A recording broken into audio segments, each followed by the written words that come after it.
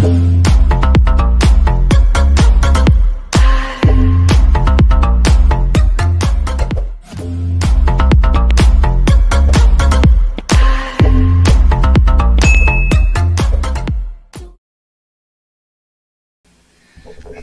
noite a todas e todos.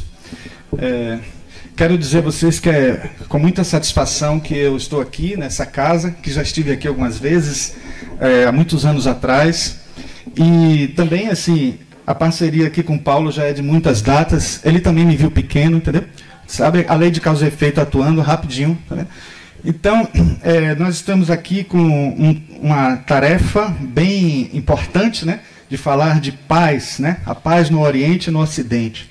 Na verdade, tirou um pouco a nossa paz a escolha desse tema, porque ele mudou toda hora. Na verdade, era um tema muito maior do que esse, e acabou que a gente reduziu um pouco mais, e quando reduziu, a gente ficou também com um compromisso ainda maior, porque ele se tornou mais abrangente ainda o tema, né? Que é falar de paz no Oriente e no Ocidente, não apenas as diferenças da paz de um para o outro, ou falar apenas de a influência da paz no Oriente sobre o Ocidente, né? O tema dá a impressão de que a gente está abrindo muito mais e falando de questões muito mais amplas em relação ao Oriente e o Ocidente, né? E a paz dentro desse bojo, dessa situação. Mas aí a gente acabou colocando também um subtema, que é a visão do sagrado para a harmonia do corpo, das emoções e da mente, para que fique bem claro o que é que a gente vai focar, o que é que a gente vai trabalhar, certo? Nessa noite aqui. Bom, eu começo com essa imagem aqui, né? Que é uma imagem assim, belíssima, de um ambiente que poderia, por si só, nos fazer vivenciar a paz, de sentir a paz, só em olhar por um lugar desse assim. E aí a gente diz assim, bom, então é necessário que a gente passe por uma experiência dessa, de estar num lugar desse tipo para que a paz aconteça. Veja que isso é uma realidade, é algo que acontece de fora para dentro, mas a gente tem que buscar a paz de dentro para fora também, né? A gente tem que encontrar as motivações, né? E tem que encontrar os caminhos mais internos para essa paz, né? E quando a gente vivencia um ambiente como esse, nós espíritas sabemos que não estamos só olhando, né, vendo a paisagem, mas tem todo um ambiente, uma psicosfera sutil que está aí interagindo conosco, né? Nós não vemos só o físico, nós vemos também todas as energias, todos os fluidos que acontecem em ambientes como esse. Então, quando a gente está num local paradisíaco como esse, e outros, muitos, né? Interagindo com a natureza, a gente consegue perceber a paz na obra da criação, na obra de Deus, e a gente consegue vivenciar esse Deus que está na natureza, que está em tudo. E um detalhe muito importante, que não poderia faltar, que é assim, esse Deus que está dentro de nós também.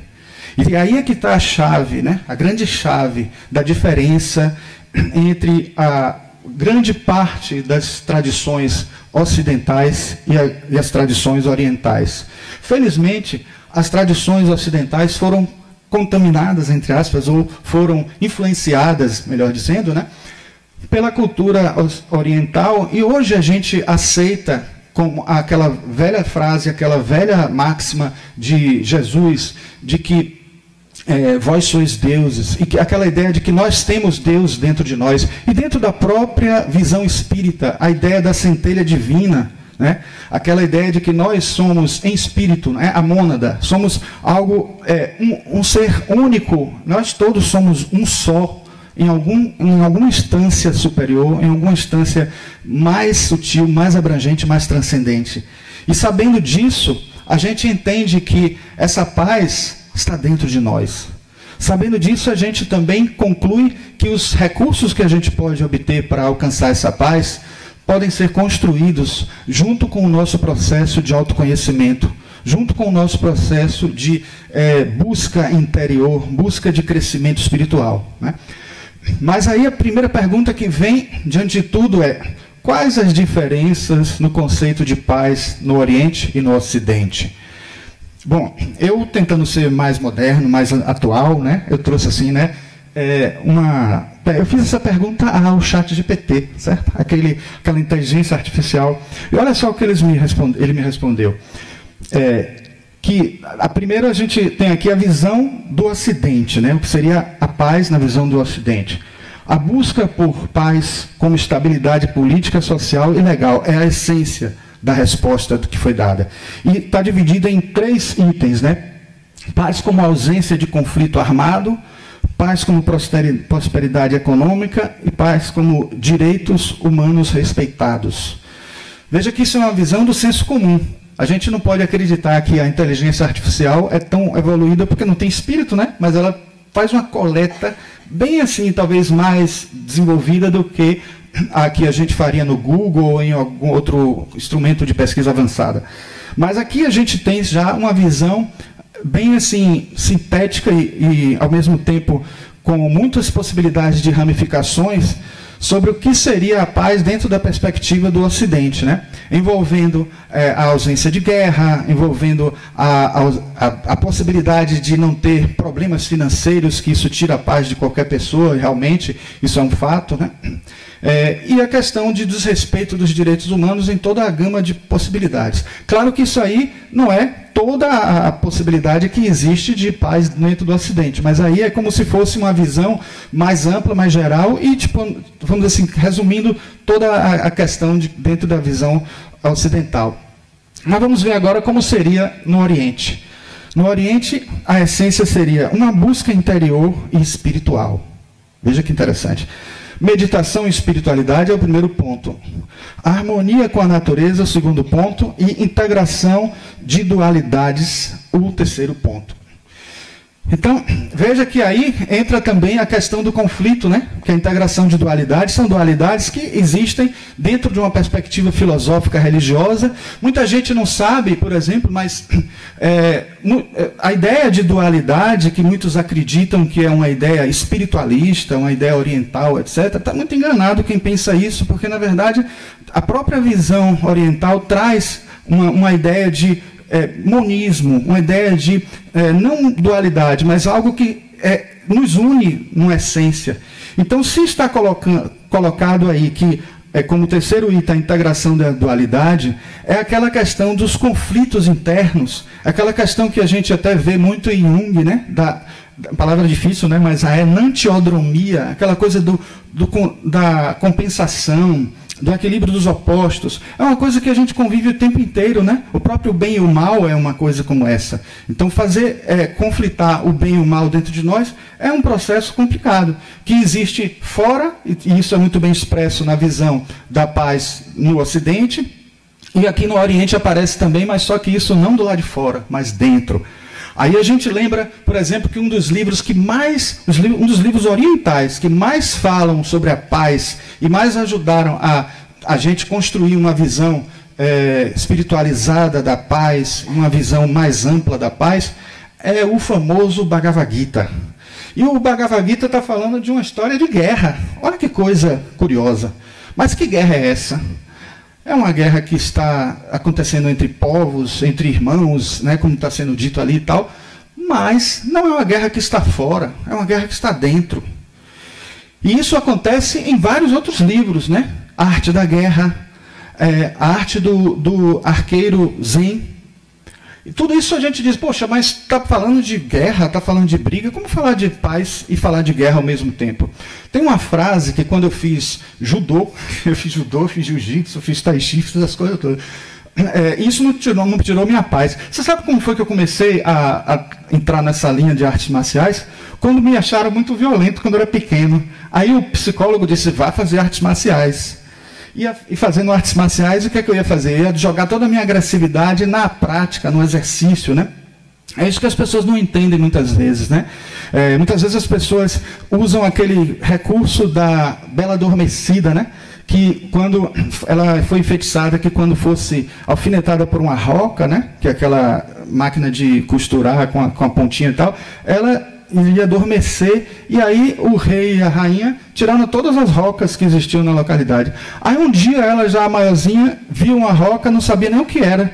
Se ela soubesse o que era roca, ela teria evitado e o feitiço não teria acontecido. Então, as pessoas ficam assim, evitando que as pessoas assistam alguma coisa na televisão, quando, na verdade, o ideal é que nós, pais, né, educadores, né, eu também sou professor e tal, a gente conviva com os filhos ou com os educandos com essas situações que acontecem no dia a dia e a gente saiba dizer alguma coisa naquele momento em que está junto com a pessoa. E não simplesmente impedir, né, a pessoa de ter esse tipo de contato. Eu conheço uma pessoa, por exemplo, que não deixava que o filho assistisse televisão. Ele, quando ia para a casa dos avós, ele ficava só preso na televisão. Os brinquedinhos eram só brinquedos assim, mais criativos e tal. Tudo bem, acho ótimo isso, acho excelente. Mas aí, os brinquedos que eram mais comuns na época e tal, ele ficava tão ávido que ele não queria sair de lá. Então, veja que a gente tem que ter cuidado de como trabalhar isso, como dosar. E isso nada mais é do que a lei do equilíbrio dos opostos, da compensação, né? Jung diz assim, quando você é muito unilateral numa direção, você começa a desequilibrar, e aí você precisa voltar. E aí a gente acaba voltando para o outro lado e desequilibrando para o outro lado. Então, para encontrar o ponto certo, eu mesmo sou uma pessoa que tem um pé chato, né? E tenho as pernas assim, né? 10 para 1, né?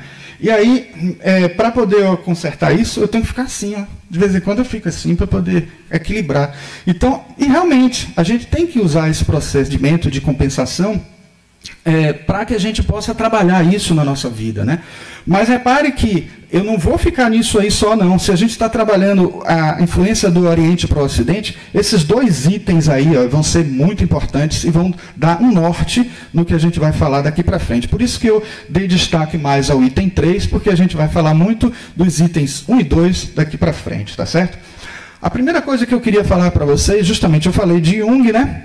E quero mostrar esse livro aqui para vocês, que muita gente não sabe. Todo mundo sabe que, por exemplo, ele fez o prefácio do livro O Segredo da Flor de Ouro, que ele fez o prefácio do livro Xing, fez o prefácio do livro, o livro tibetano dos mortos, e esse que faz parte da coleção tibetana, que são 4 livros sobre o assunto, sobre budismo tibetano, etc. Neste livro, o livro tibetano da Grande Libertação, ele tem um texto só falando sobre a diferença entre o pensamento oriental e o ocidental.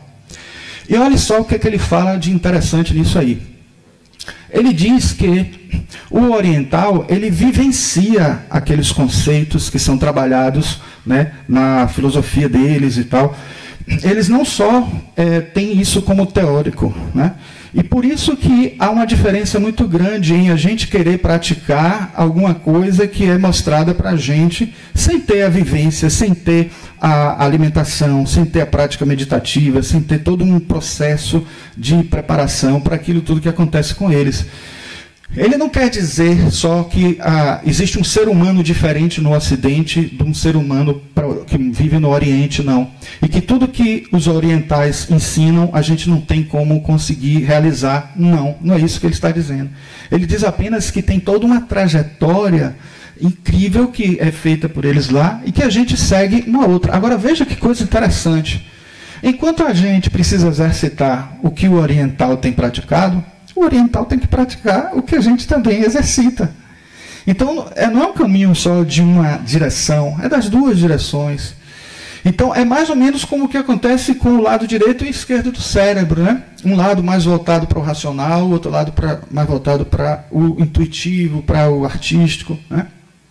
E ele diz também uma coisa interessante, porque ele fez um seminário de Yoga Kundalini, exercitando os chakras, né? Trabalhando os chakras, os conceitos dos chakras.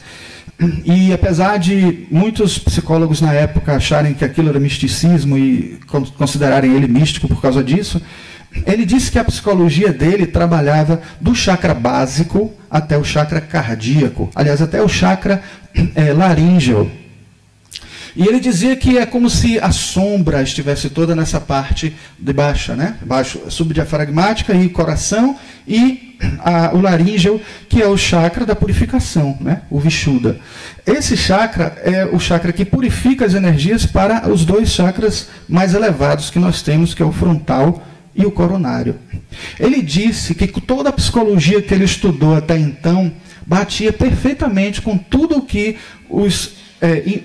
o indiano estava falando sobre os chakras, e que ele acatou e achou fantástico aquilo tudo, conseguiu entender toda aquela abordagem que era bem oriental, mas ele traduziu para o Ocidente dentro de uma linguagem da própria psicologia que ele vinha trabalhando, e viu como casava perfeitamente tudo aquilo.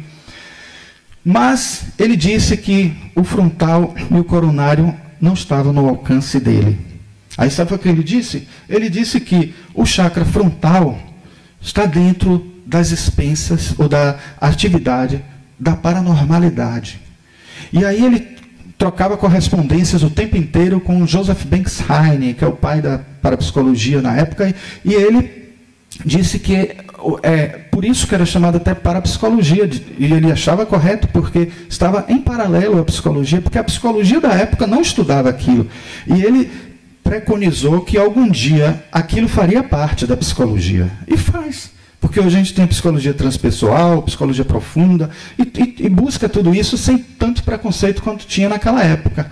Mas a parapsicologia é o foco desse frontal, porque quando a gente desenvolve esse chakra, a gente consegue algumas realidades, né, além transcendentes, etc. E ele disse uma coisa mais interessante ainda para o que a gente está abordando aqui. Ele disse que o chakra coronário é o âmbito do yoga. Ele disse que a psicologia é demais para ele. Ele dizia isso. Porque está transcendente a tudo isso. Porque é algo que ele não tem experiência disso. Ele disse que no Oriente não tinha nada que pudesse ser equivalente ao que o Ocidente chama de psicologia. Mas, por outro lado, tem algo que nós nunca temos um equivalente, que é o yoga, que está muito acima de qualquer psicologia. Então é interessante como ele trouxe para a gente aí uma visão de complementariedade desses saberes, né? E como isso não são coisas opostas, não são coisas que são colocadas em combate, são coisas que são colocadas, não são coisas que são colocadas contrariamente, né? E aí, dentro dessa visão, a gente tem que entender que escolher um pouco dessa sabedoria oriental e trazer para a gente, adaptar como ele fez, é um caminho excelente para esse processo todo. Ele, inclusive, fala de meditação em um dos livros dele, Mysterium Conjunctions, que é considerada a obra-prima dele, e ele utilizava meditação nos seus processos de psicoterapia, né? Então eu trouxe aqui essa ideia do hemisfério direito e hemisfério esquerdo para a gente entender que se a gente pegasse a Terra inteira e dividisse no meio e considerasse o Ocidente e o Oriente, é como se a Terra fosse um cérebro e tivesse essa divisão, da mesma forma que nós temos na divisão cerebral, na lateralidade. Alguns questionam essa divisão de lateralidade, mas os que questionam não veem todo o trabalho, tanto empírico como científico, teórico e tal, e também de muitos psicólogos em diversas regiões. O próprio Jung mesmo, ele estudou muito isso, quando ele não falou da divisão de hemisfério, mas ele falou de dois tipos de pensamento: um pensamento mais inconsciente, mais livre, mais solto, não racional, e um pensamento mais racional. E é justamente o que está aí mostrando nessa divisão do hemisfério direito e esquerdo. São partes complementares, a gente não pode viver com um só, precisa dos dois. E nesse equilíbrio, nessa harmonia, é que a gente vai encontrar um caminho para realizar tudo que a gente precisa realizar de uma maneira mais eficiente, né? E aí eu trago aqui para vocês já a imagem do chakra frontal. Olha como ele tem um número de pétalas à direita e à esquerda de cores diferentes, né? Na visão do clarividente, né? Leadbeater, que fez descreveu essa ilustração para artista, que é justamente a divisão também dentro do próprio centro de força do chakra, tem essa divisão também de funções, né, associadas ao lado direito e ao lado esquerdo e associadas a diferentes realidades que acontecem, né? Então, a gente entendendo isso, a gente começa a se conhecer melhor e perceber que esses conflitos todos podem ser conciliados. A gente consegue realizar dentro de uma visão do que está do lado direito e do lado esquerdo e compreender como a gente pode também integrar essas duas realidades, uma realidade mais intuitiva, não racional, e uma realidade mais racional, né? Se a gente permanece em uma coisa só, em uma realidade só, a gente acaba sendo muito unilateral e precisa retornar para realizar um equilíbrio. E aí a gente entra já na primeira classificação que a gente poderia fazer da paz, que é a paz quanto ao objeto, né? E aí a gente tem 3 tipos: a paz com o corpo, a paz com as emoções e a paz com a mente. Isso é bem do mundo oriental, essa subdivisão. Por quê? Porque a gente não pode entender paz se for somente em um desses 3 níveis. E esses 3 níveis, eles existem porque nós estamos encarnados desse jeito que está aí. Porque desencarnados, nós não precisamos dessas situações todas que acontecem, porque nós estamos livres num nível mais amplo, né? Fora de qualquer processo, né? Saindo do samskara, como é chamado, o processo de ciclos de reencarnação, a gente já não vivencia mais essas realidades que são muito do mundo físico. Mas tudo que a gente vivencia aqui no mundo físico, a falta de paz, a harmonia no corpo, a harmonia nas emoções e a harmonia na mente, são experiências que a gente leva para a nossa verdadeira realidade, que é a realidade como espíritos, né? E tudo isso por uma transição que é através dos corpos sutis, como, por exemplo, o duplo etérico, o perispírito e tudo mais. Bom, o que seria paz com o corpo, né? Tem muita gente que não é satisfeita com o seu corpo e fica dizendo, não, eu preciso melhorar aquilo. E hoje já existem as pessoas que defendem o direito de terem o corpo como têm sem serem criticadas. Porque a gente sabe que a evolução nos mostra que as pessoas precisam ser aceitas como elas são, sem preconceitos, né? E aí a gente começa a entender que muitas vezes a falta de paz que nós tínhamos com o nosso corpo não era nossa, muitas vezes era por conta do exterior, das cobranças externas, né? Porque a gente sabe quando a gente precisa de um corpo mais saudável e o que precisa para que esse corpo seja saudável. Mas ninguém gosta de que isso seja apontado, né? É a mesma coisa que uma família que fala mal dos seus parentes, mas não quer que ninguém fale. Então, de alguma forma, isso é uma coisa importante de perceber, de compreender. E ter paz consigo mesmo é saber equilibrar o momento de ter o alimento que é saudável, o alimento que é mais prazeroso, e saber equilibrar tudo isso. E saber o que fazer para que seja mais confortável para si mesmo esse processo de estar em paz com o seu corpo. Estar em paz com as suas emoções, existem muitas técnicas, é uma das mais difíceis, certo? Porque foge ao nosso controle, né? As emoções vêm, acontecem, independente de nós querermos que elas venham. Então é por isso que a gente vai daqui a pouco falar um pouco dentro da via oriental, como é que a gente pode trazer isso para a nossa realidade ocidental, né? A paz com a mente, também algo que dentro da filosofia oriental isso é muito bem trabalhado e se trabalha muito com a meditação, que nós vamos ver daqui a pouco também. Aí eu trouxe essa frase de João, né, do Evangelho: eu vos deixo a paz, eu vos dou a minha paz. O que é que ele está querendo dizer com isso? Como é que uma pessoa pode dar a paz para outra, né? Dentro de uma visão espírita é até fácil a gente entender, né? Porque existem energias, existem fluidos, né? Mas não é só pelas energias, até uma palavra, até um olhar, até um gesto é possível a gente ter. E quando a gente vê que essa frase está sendo dita por Jesus, o que é Jesus nos dá a paz dele? É fazer com que a gente entenda, né, e vivencie o que ele disse para nós. Porque tudo que ele disse, praticamente, eu diria que mais de que 80% do que ele diz, né, e que está escrito para a gente, algumas coisas podem até nem estar escritas em que ele disse, nos traz a paz, né? Olhai os lírios do campo, as aves dos céus, não vos preocupeis com o dia de amanhã. Aí alguém pode dizer assim, mas espera aí, a pessoa está com fome, ela não vai se preocupar com o dia de amanhã. Mas aí ele está dizendo algo muito mais amplo, né? A pessoa entrar em sintonia com o universo, é a pessoa conseguir ter a criatividade para poder saber o que fazer. Por exemplo, a vida celular, ela também passa por necessidade de alimento. E dentro de um sistema orgânico, que em algum dia a gente vai conseguir ter esse equilíbrio, e na interação que ela tem uma com a outra, há trocas entre as células. As células, quando elas não estão com alimento, elas se unem com a outra célula e viajam até encontrar um alimento.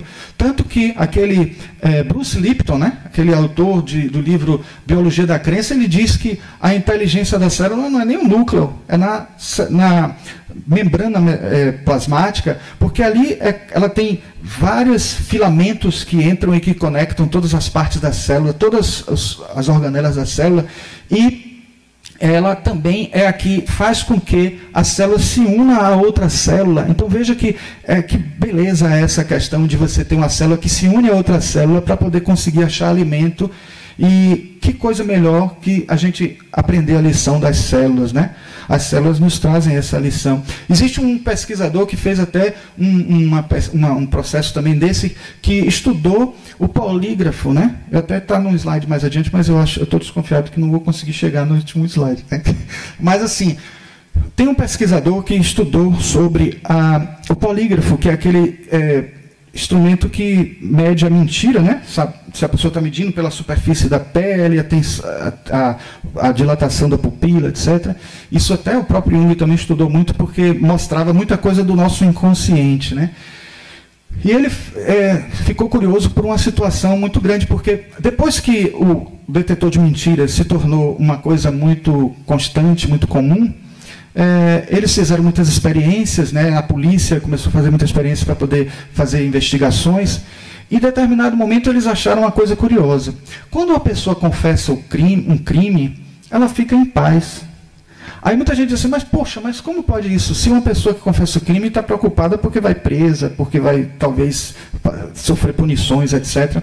Aí muitos começaram a estudar o que estava por trás disso aí. Aí descobriram que a célula gosta da verdade mais do que a gente. Então ela é mais verdadeira do que nós mesmos, né?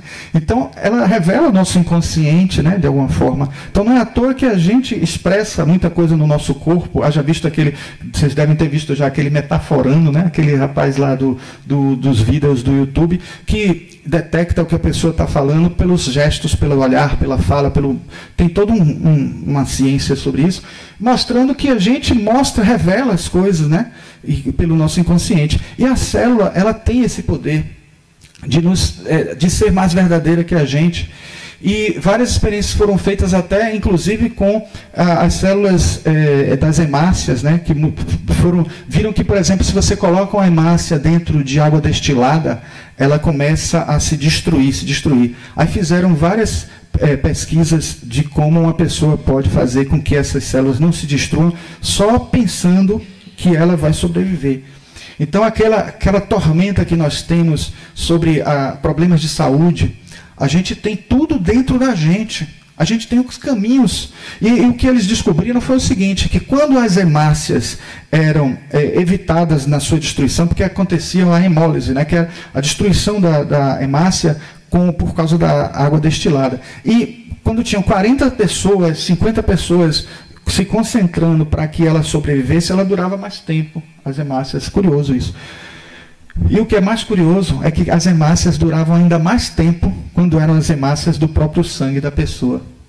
Porque a pessoa tinha conexão com aquela hemácia. A hemácia era dela. Então, uma célula se comunica com a outra à distância, certo? É quase um emaranhamento quântico, né?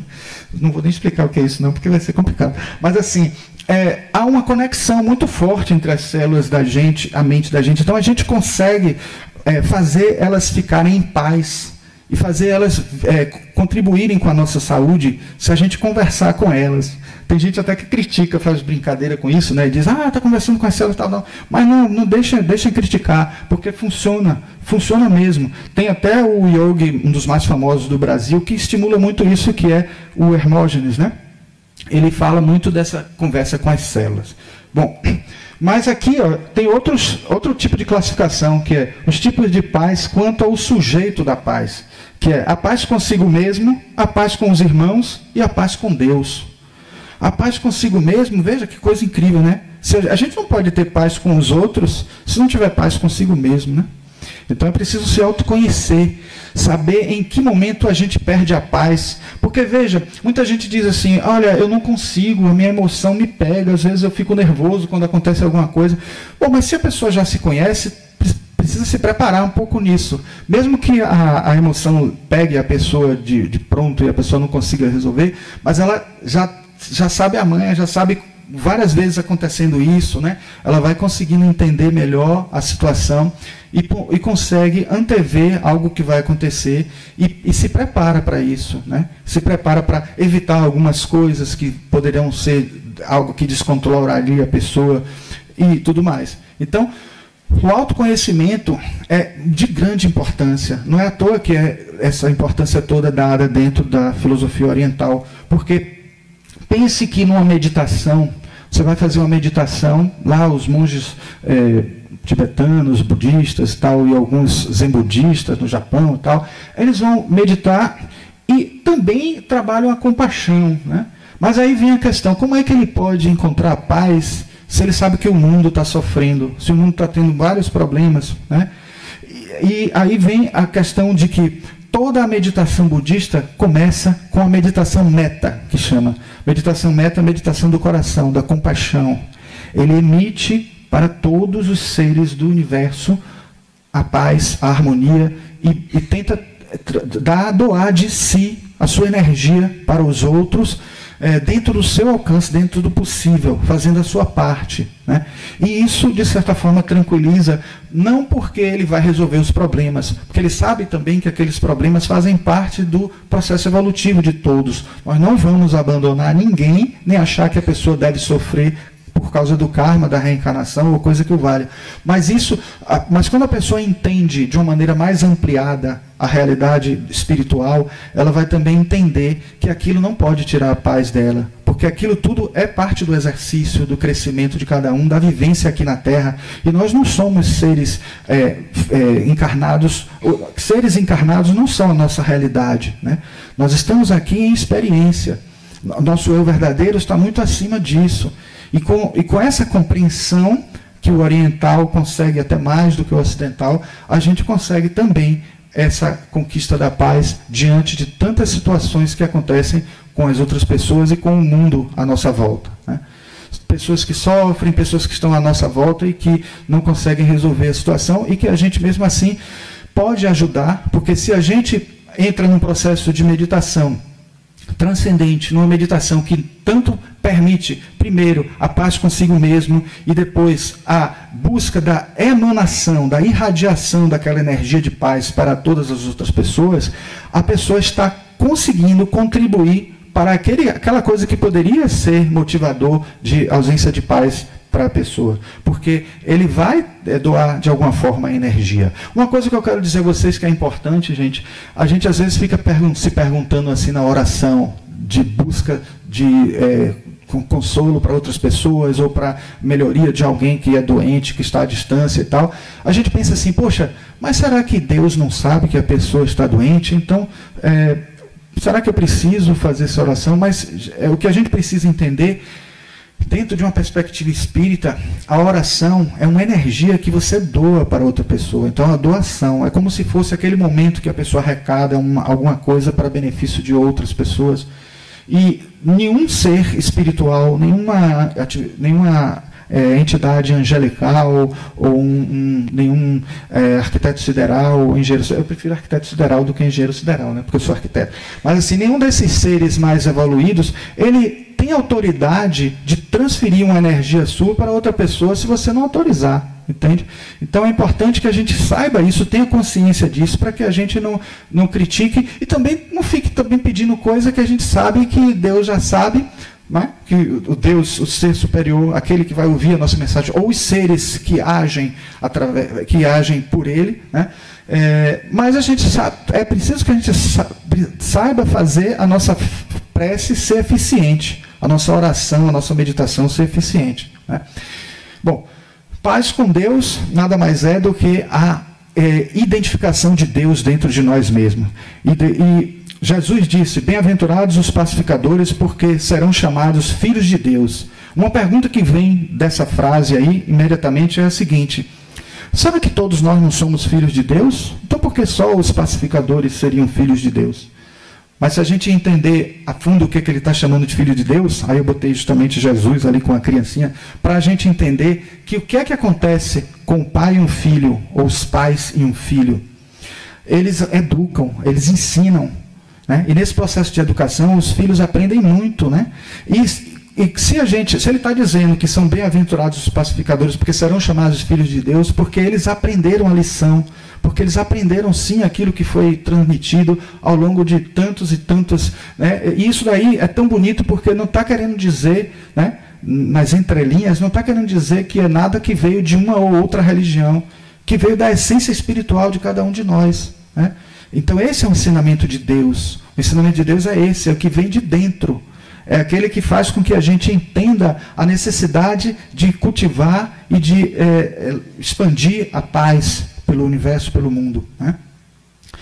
E aí eu trago aqui uma passagem só que está dividida em duas partes para não ficar muito grande, do capítulo 2 do Bhagavad Gita, que diz o seguinte: somente quem não se perturba com o incessante fluxo de desejos, que são como rios que entram no oceano, que está sempre sendo enchido, porém nunca se agita, pode alcançar a paz, e não a pessoa que luta para satisfazer tais desejos. Aí eu continuo aqui. Aquele que abandonou todos os desejos de gratificação dos sentidos, que vive livre de desejos, que abandonou todo o sentimento de prosperidade, de propriedade, e não tem ego falso, somente ele pode conseguir a paz verdadeira. Porque tudo isso, gente, são coisas que podem tirar a paz da pessoa. Esses desejos, essas coisas bem assim, físicas, bem materiais, bem coisas passageiras, né? A gente entende assim, não... mas a pessoa, é natural que a pessoa tenha desejo, mas é preciso entender a diferença entre desejo e vontade, né?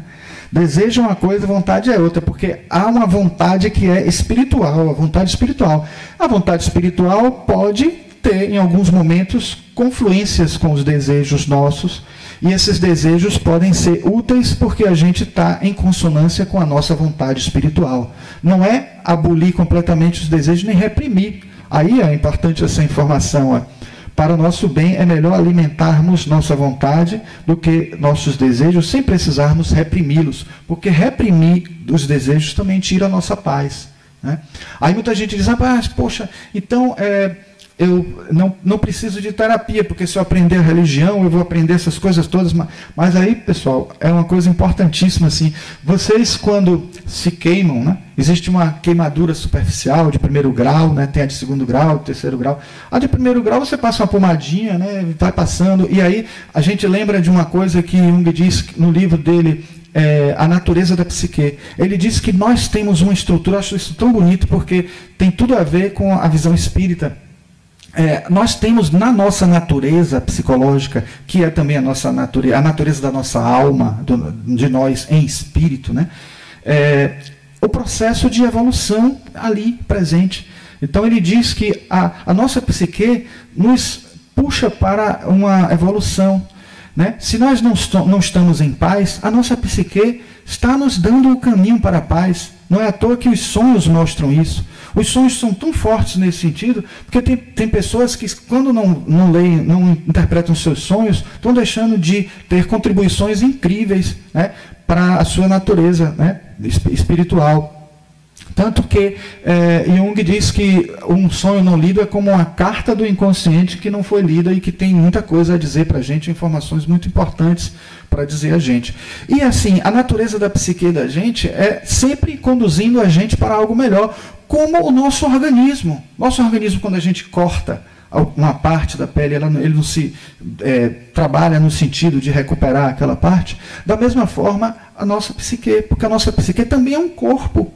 Nossa psique tem uma objetividade que o corpo perispiritual, ele é o corpo da nossa psique, da parte das emoções. O corpo mental, que André Luiz fala, né, o tempo inteiro do corpo mental, é a parte mental dos pensamentos que são produzidos, né, e que é um corpo também, e que ele tem todo esse processo, o mesmo processo de regeneração, processo que a gente chama de entropia negativa ou negaentropia, porque a entropia é aquela coisa da desordem. Se você deixa uma casa sem organizar, sem arrumar, ela vai se desorganizar o tempo inteiro. Para você manter uma casa em ordem, haja energia. Da mesma forma, a gente, para poder ter o nosso organismo com essa estrutura como a gente tem, precisa de energia, e a energia que vem do ser espiritual que somos nós. Então essa vida, essa capacidade vital que a gente tem, é essa vida que também nos conduz para um caminho espiritual, porque é o fio condutor para o nosso processo evolutivo. É o fio condutor com o eu espiritual que sabe o caminho que a gente tem que trilhar. Mas da mesma forma que uma pessoa que tem uma queimadura de alto grau ou de terceiro grau precisa de um tratamento médico especial, uma pessoa que passou do ponto da questão psicológica, não consegue mais voltar para o seu equilíbrio, não consegue mais entrar em sintonia com a sua própria natureza espiritual e psíquica, precisa sim de alguém que ajude, né? Não é à toa que isso está presente no Oriente também, né? Porque quando se fala dos gurus, dos mestres, dos mahatmas, dos seres evoluídos que precisam dar a gente alguma ajuda no processo, porque eles nos dão a mão para a gente caminhar e sabe porque já trilhou aquele caminho, ele vai ajudar sempre a gente. E no caminho da paz, isso é importantíssimo, porque as pessoas muitas vezes sem paz não conseguem saber como conquistar a paz, porque estão muitas vezes naquele estado em que não conseguem entrar em sintonia com o seu processo de regeneração psicológica e espiritual. Em Lucas a gente vê uma passagem que diz: glória a Deus nas alturas e paz na terra, boa vontade com os homens. E aí eu vou a uma outra passagem, eu vou numa outra tradução que é mais talvez fiel, porque é a Bíblia King James, né, atualizada. Não sei se já ouviram falar dessa Bíblia, que não é de religião nenhuma e acaba sendo mais fiel, porque vai na busca da origem, da essência, né? Glória a Deus nos mais altos céus e paz na terra às pessoas que recebem a sua graça. Então, aí a gente está vendo o que é a possibilidade de alcançar essa paz através da conexão com o Deus que tem dentro de nós, né? Então, receber essa graça de Deus é receber essa conexão, é ter essa conexão dentro de si mesmo, né? É saber fazer como os orientais também defendem a ideia de que Deus está dentro de nós, né? Entender que, por exemplo, eu descobri, pessoal, em pesquisas, que não existe nem monoteísmo, nem politeísmo, sabia? Porque assim, ó, todas as religiões, elas são enoteístas. Sabe o que é enoteísta? Enoteísta é a religião que acredita num Deus maior e em outros deuses menores. Qual é a religião que não acredita nisso? Porque, por exemplo, os anjos são deuses menores, né? Os seres espirituais são emissários de Deus. São a hierarquia divina, né, que tem até nós. Tem alguns judeus e cabalistas que dizem que, por exemplo, nós não temos como alcançar diretamente Deus, porque é como se fosse a corrente elétrica de alta energia que tem naquele fio de alta tensão, que se a gente tocar, a gente fulmina. Então precisa de intermediários, precisa de um transformador para fazer a energia descer, para poder a gente chegar. E esse transformador, quem são? São os seres que são emissários, arautos, pessoas que que transmitem, que conduzem tanto o que vem de Deus, como o que vai de nós para Deus. Então, é importante que a gente entenda isso, porque a gente com isso vai entender que o enoteísmo, pesquisem depois aí com H-E-N-O, enoteísmo. Enoteísmo é praticamente as religiões todas que a gente for ver, por exemplo, na mitologia romana, a gente tem Júpiter e os outros deuses todos, né, subordinados a ele. Na mitologia grega, Zeus e assim vai. Então sempre tem um Deus supremo e outros que vão dizer para a gente, né? E, por exemplo, nessa pesquisa eu poderia dizer até a vocês que o próprio Deus, que Allan Kardec pergunta ali, o que é Deus? A resposta é o quê? Inteligência suprema, causa primária de todas as coisas, não é isso? Passei na sabatina. Então, repare, Deus, inteligência suprema, causa primária de todas as coisas. Onde tem causa e efeito, tem espaço-tempo, não é isso? E a gente consegue conceber a existência de um Deus que esteja preso no espaço-tempo? Então, aquele Deus que ele está falando é esse Deus nosso, aquele Deus interno, a quem a gente tem que perguntar, pedir, ter orientações, né? Mas existe o Deus, isso os orientais falavam, eles diziam que tem Brahma e Parabrahma. Parabrahma é o Deus absoluto. E o Brahma, ele seria um Deus relativo, também chamado de Ishvara, é o Deus interno, o Deus da gente. Aquele Deus que faz conexão, fica condutor com um Deus maior. O Deus maior, o Deus absoluto. Existem seres relativos, cada vez mais evoluídos, cada vez mais se aproximando ao absoluto, mas nunca chega. Sabe aquela coisa na matemática, a assíntota, que sempre se aproxima, mas nunca chega? É isso, o nosso processo evolutivo é esse. Um dia, vocês acham que a gente, quando evoluir bastante, bote tempo nisso, viu? A gente vai fazer o quê? A gente vai fazer o quê? Vai continuar aqui, trabalhando, indo para o computador, fazer alguma coisa e tal? Não, a gente vai estar comandando um sistema solar. Já pensou? Mas bote tempo nisso, viu? Não fiquem animados, não. Então, assim, a gente vai também passar por isso, nesse processo evolutivo. E nesse processo evolutivo a gente vai ser o que nós já somos hoje. Por isso que a pessoa se anima quando diz, vós sois deuses, né? Porque o Deus está dentro de nós e é esse Deus que vai expandir, vai crescer, vai evoluir no processo todo. Eu estou quanto tempo ainda? 10 minutos? Então, vamos lá. Bom, aqui é aquela ilustração que eu achei que não ia dar tempo, que é da célula, né? Mostrando o polígrafo aqui, a célula, etc.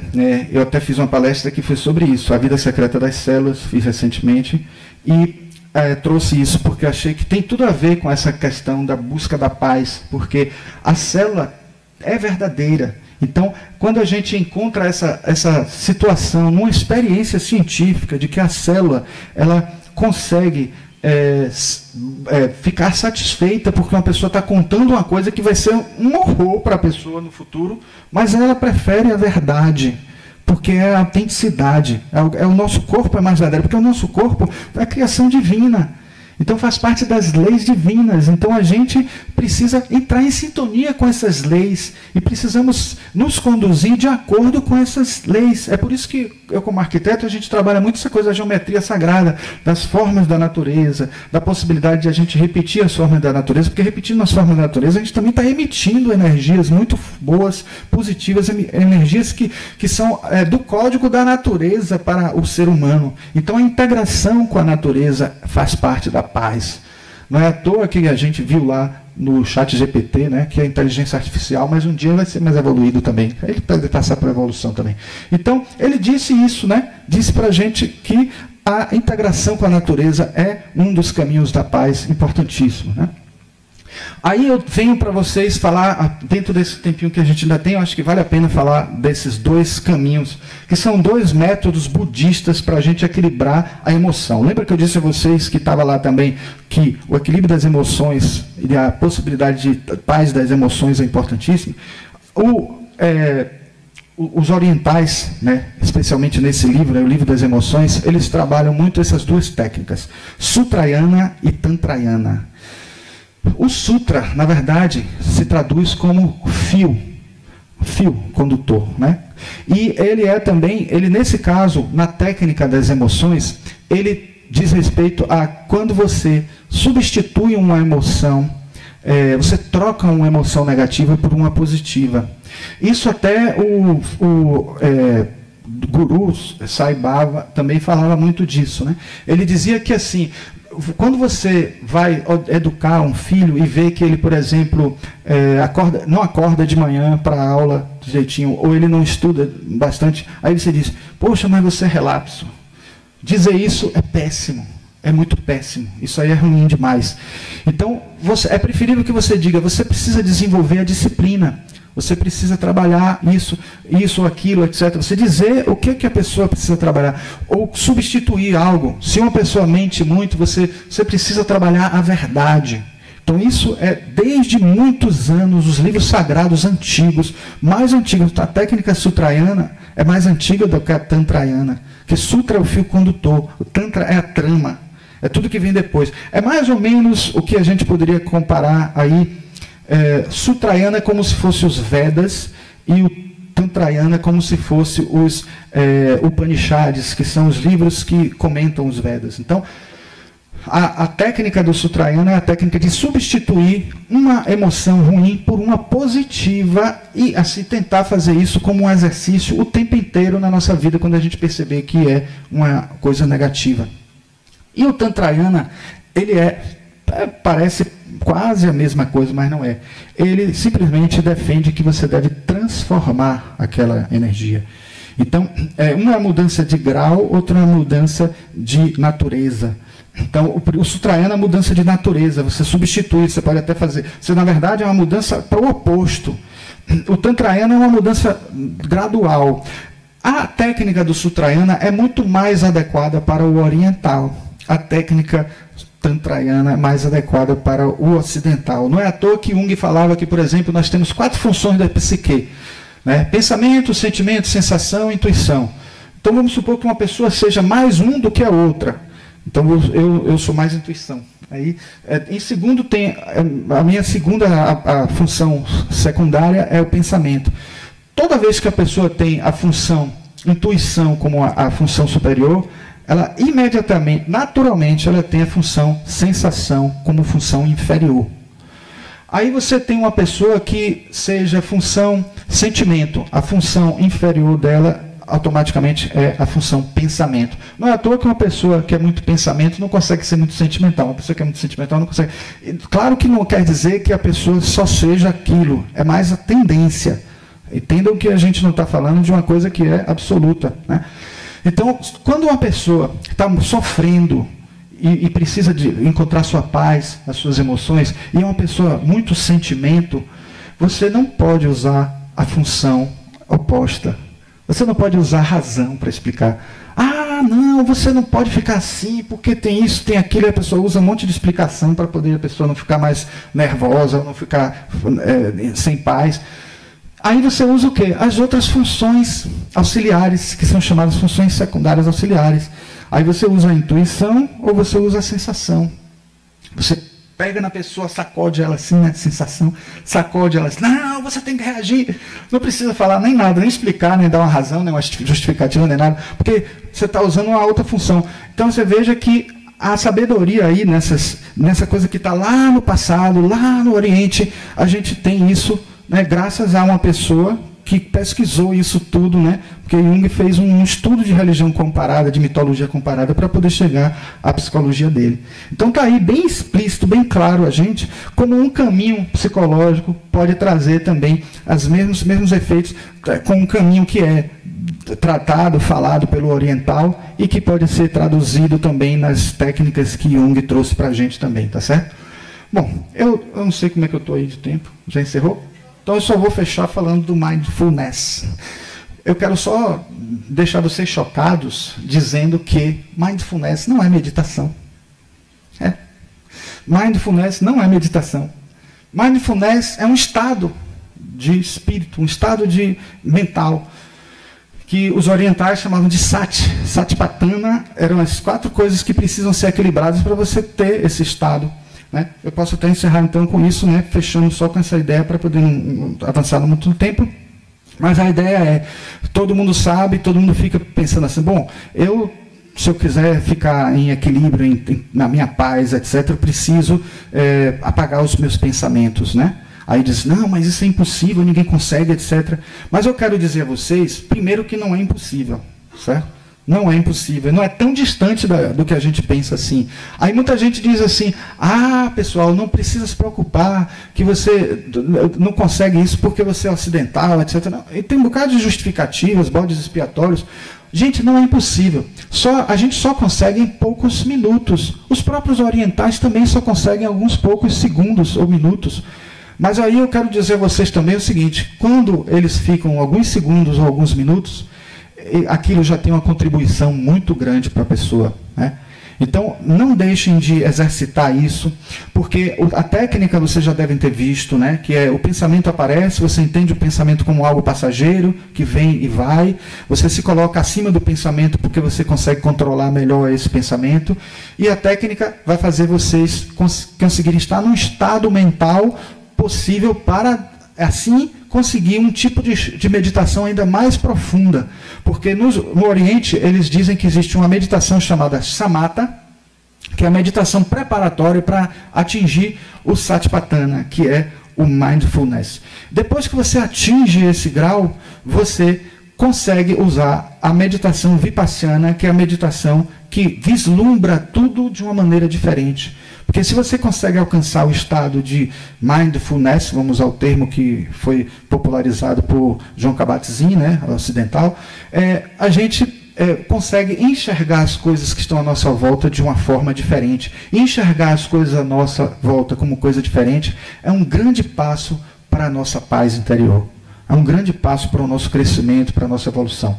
Então, vamos exercitar a meditação, vamos trabalhar essa meditação. Como eu sei que a Dito Pugliese vai falar de meditação, então eu deixo já a deixa para ele, para a próxima palestra, e agradeço a vocês pela atenção. Muito obrigado, muita paz para todos.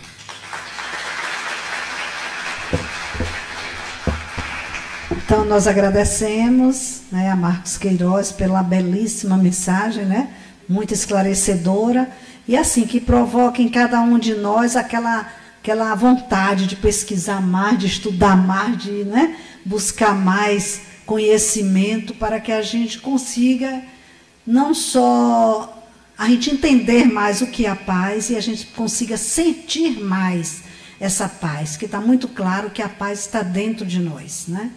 Então, foi assim, maravilhosa a sua palestra, muito esclarecedora.